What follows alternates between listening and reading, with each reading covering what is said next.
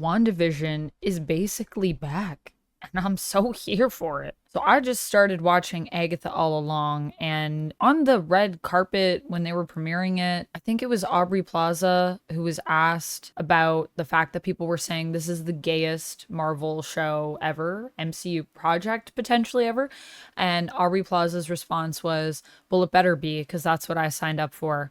And after just watching partway through episode 1, I gotta say, yeah, it's very gay. So gay. I love it. So this is a really, really interesting show to me because I feel like there are so many mysteries afoot and just so many Easter eggs. Like I could do a whole separate video on Easter eggs. I know I haven't done one of those on my channel, but if y'all ever want one of those, let me know because there's so many things I'm seeing. So I'm just going to start off by saying, well, 1, spoilers. We are going to talk spoilers. But 2, Easter eggs. I'm not really going to get into too many things just because that's honestly, I feel like a whole other video. There's so many things I could mention. I'd be here all day. Anyways, we're not even going to get into it. I literally just started looking up Easter eggs and things that I wanted to talk about where I was like, is this what I think it is? And there's too many things. There's too many things. So overall, this show is following Agatha after the events of WandaVision. She is trapped in Westview. She does not know that she's a witch. She does not know that she is Agatha Harkness. She does not have her power. And the first episode plays out kind of like a crime procedural and even acknowledges the fact that Agatha is so out of it that when we get the title sequence, it's literally a crime procedural title sequence. And I love that they even gave this version of the show a different name and like a totally different title, but it also plays with where we're going next and plays with the truth underneath the illusion here. So Agatha has been living in Westview under the name of Agnes, we later find out in this episode, for about 3 years. And she thinks she has this whole other life. Only recently, apparently, she's been kind of acting like a detective, so something has pulled her to that. Probably the fact that Wanda Maximoff is deceased, and that has affected in some way the hold that Wanda had on her. Or at least, we think Wanda is deceased. I don't know.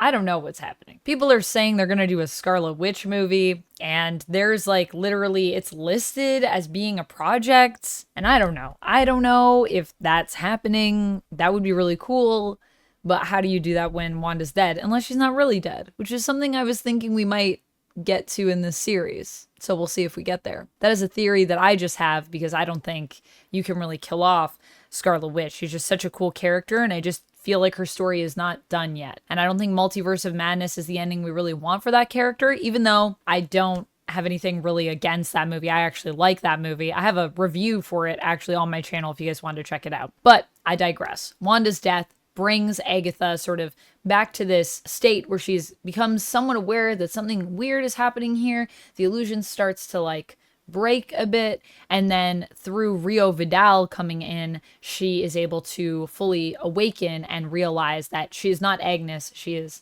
Agatha Harkness, a witch. Rio Vidal is played by Aubrey Plaza and is a seemingly new character that was made for this show. I think she could be someone else, but we'll get to that a little bit more in this video. They basically are revealed to be enemies, but also potentially past lovers, based on a lot of the innuendo we get there.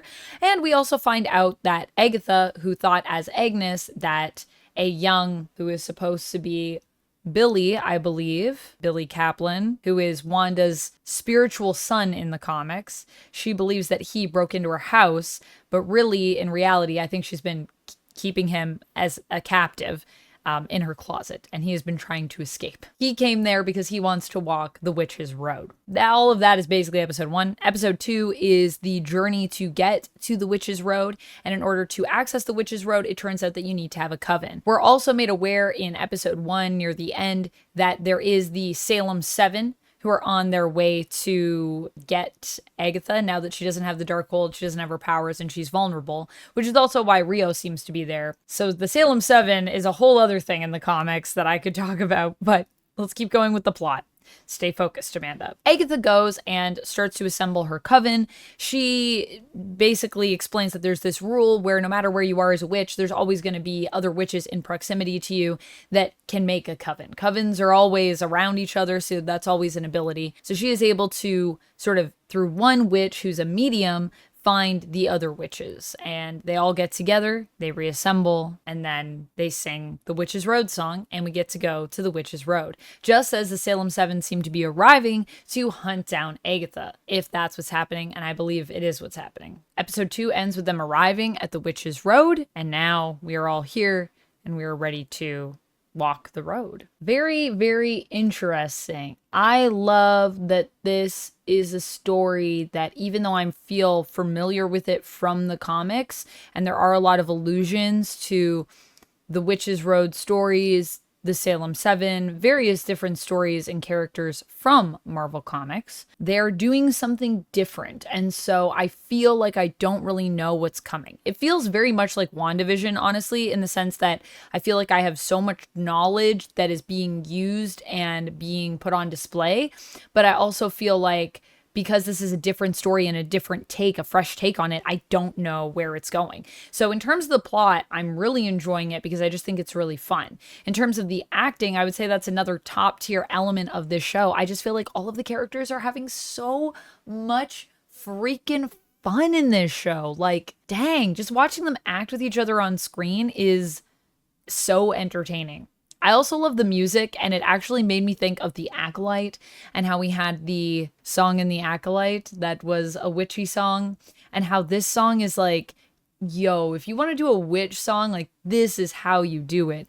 The Witch's Road song is catchy, it's mesmerizing, it fits the tone of the show, and it's just a good song, I feel. Down, down, down the road, down the Witch's Road. I like how we are exploring the character of Agatha here, and how many characters there are that kind of have these mysterious pasts, at least in terms of how we know who they are in the MCU. So, like, I know Jennifer Kale is here. Jennifer Kale is a big character in the comics, for example, but in the show, I don't know if Jennifer's story is going to be quite the same. She definitely has some similar feels, but it really feels like they're bringing in these characters to give us their own depiction of them. Some people might not like that because some people might feel that it is too much change. Like, the Salem Seven look very different in the show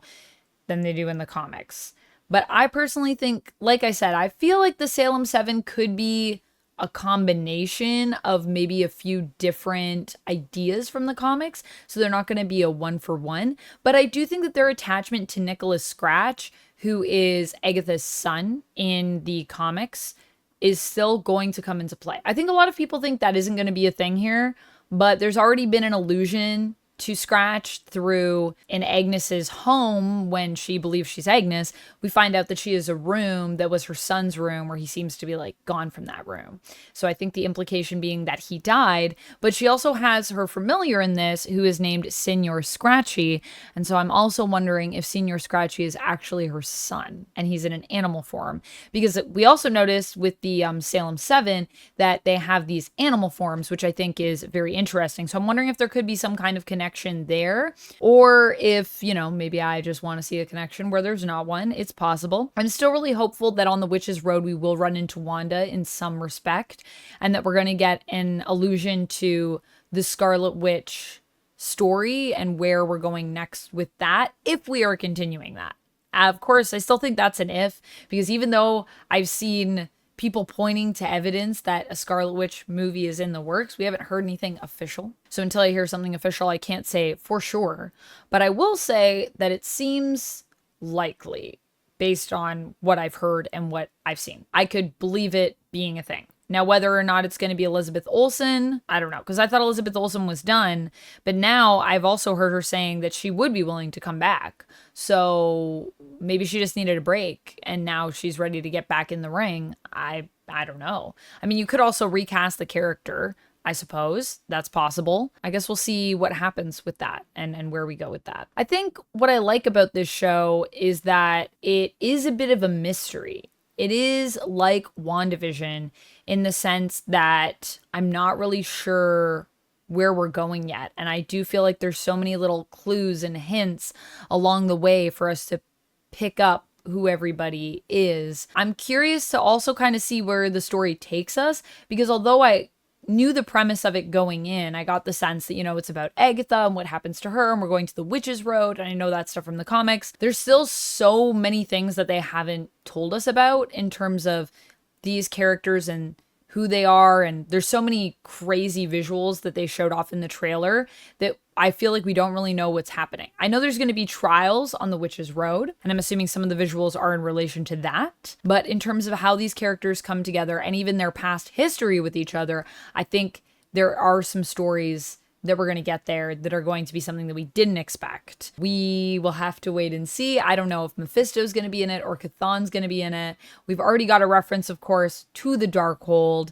That is literally talked about in the first episode. Rio Vidal talks about how the Darkhold is gone, and when Agnes is trying to solve the case of this Jane Doe, who is Wanda, she finds out that there was a library slip, and the library slip comes from a book that when you take all the first letters of the title of that book, you spell Darkhold. So that's interesting. I love that I don't know what's coming, but I have a good base.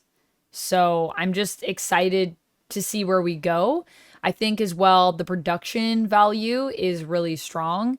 And I also just feel like in terms of the sound and even in terms of some of the fight scenes in this, it's pretty fun. And I mean, magic users fighting and just fighting with their fists, you might think isn't interesting, but there was a desperation in the fight that happens between Agatha and Rio in the first episode that was really cool. I also can't wait to find out more about Rio Vidal. I just feel like the history between her and Agatha, I don't know, but it seems like it's going to be really fun. I'm also very curious to hear about Billy. It's very fascinating how Agatha doesn't seem to be able to hear or understand everything. There's like a block there, and it kind of reminds me of the block that Wanda experiences when she is made to forget that her children ever existed in the comics. So they do that to protect Wanda and so that she won't be obsessing over getting her kids back after she had to dissipate them once it was established that basically a piece of Mephisto was being used to create them and they weren't real. It kind of reminds me of that, and it kind of feels weirdly like some sweet revenge based on my knowledge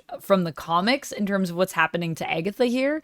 That being said, I really like Agatha as a character. I love that she's a villain that you kind of want to root for because she's just so fun.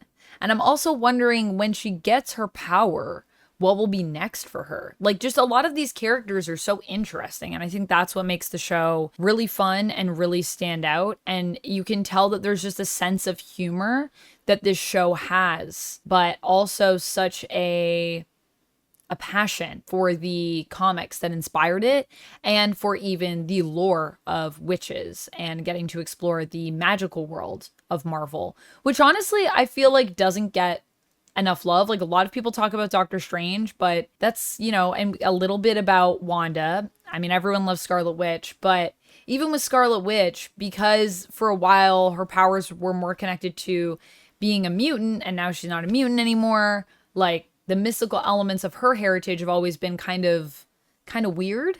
And so it's really cool to just see a show that is exploring that side of the world. It feels like a show that is going to be a character study on Agatha, peppered in with some other cool, fun characters that are doing interesting things, a mystery. And then on top of that, it's really about the world building of magic. And there's little things, little attentions to details of rules and how things work. Like when Agatha also establishes in this episode that her ability to take others' powers, it's actually, you have to hit me with something before I can even take your powers. So there are already rules there. There's so many rules that we're establishing that I think make it strong. I feel like with some Marvel projects lately, there have been some powers that have just felt so loosey-goosey. And for me, that takes me out of a world when powers are too just loose and not very defined in terms of how they work and what are the restrictions on those powers. What are the caps on those powers? So I like that within the magical realm, we're already establishing rules, because magic can be one of those things that can feel a little too crazy. Like, how did that even work? Magic. And it's just explained away like that, so you don't have to think about it. And that feels like lazy writing to me, and I don't feel like that's what we're getting here. The writing does feel fun. It feels fresh.